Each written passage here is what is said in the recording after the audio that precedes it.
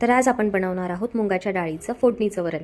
तर त्यासाठी लागणारं साहित्य आहे अर्धी वाटी मुगाची डाळ, 1 चमचा जिरं, चमचा मोहरी, अर्धा चमचा हळद, 10-12 कढीपत्त्याची पाने, 5-6 हिरव्या मिरच्या आणि 2 लाल मिरच्या फोडणीत टाकण्यासाठी, 1 लसूण, 2 कांदे, 1 टोमॅटो आणि थोडीशी कोथिंबीर। आणि फोडणीत जाणारा महत्त्वाचा इन्ग्रेडियंट म्हणजे अर्धा चमचा हिंग।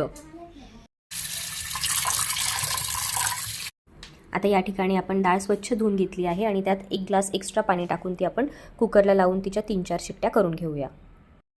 कुकरच्या शिट्ट्या होत आहेत तोवर इथे कांदा, टोमॅटो, लसूण, मिरची, कोथिंबीर हे पदार्थ चिरून घेतलेले आहेत। कुकरमध्ये वाफ आहे तोवर आपण फोडणी घालून घेऊया। त्यासाठी मी एका मोठ्या कढईमध्ये 2 चमचे तेल टाकले। आता तेल तापलेलं आहे, त्यात जाईल मोहरी। मोहरी तडतडली की त्यात टाकूया जिरं, कढीपत्ता, कढीपत्ता चांगला करपला की मिरची, मिरची झाली।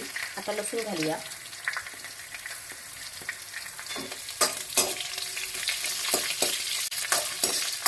लसूण हा हलकासा गोल्डन रंग येईल तोवर होऊ द्यायचा।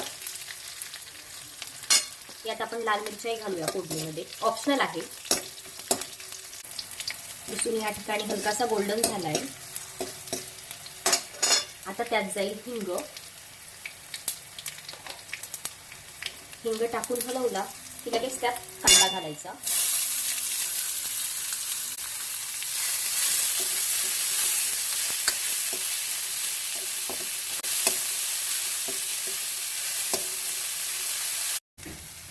आता कांदा टाकून आपल्याला 3-4 मिनिटं झाले आहे आणि कांदा मऊ झाला आहे। आता त्यात घालूया टोमॅटो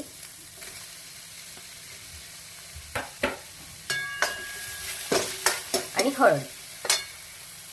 आता त्यात टाकूया थोडीशी हळद आणि हे सगळं मिक्स करून घेऊया। टोमॅटो थोडे होऊ देऊया। कांदा होतोय तोवर आपण आपली डाळ चेक करून घेऊया। डाळ चांगली शिजली आहे, पूर्ण डाळ मॅश करून घ्या। या ठिकाणी डाळ आपण मॅश करून घेतलेली आहे, ती पूर्ण पातळ झाली आहे। आता हिला आपण फोडणीत घालूया। आपले टोमॅटोही बऱ्यापैकी झाले आहेत। आता आपण यात आपण जे मुगाच्या डाळीचं वरण केले ते घालूया।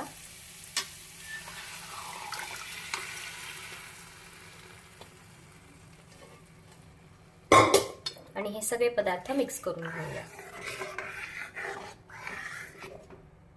यात तुम्ही तुमच्या आवडीनुसार कन्सिस्टन्सी मॅनेज करा, घट्ट पातळ, फक्त घालताना गरम पाणी घाला।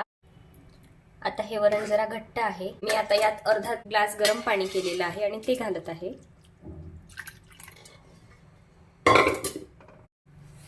चवीनुसार मीठ टाकून सगळं एकत्र 7-8 मिनिटं उकळून घ्यायचे। आता 7-8 मिनिटं झाली आहे आणि आपल्या वरणाला छान अशी उकळी आली आहे। आता हे रेडी आहे। आता आपण याला कोथिंबीर टाकून छान सर्व करूया।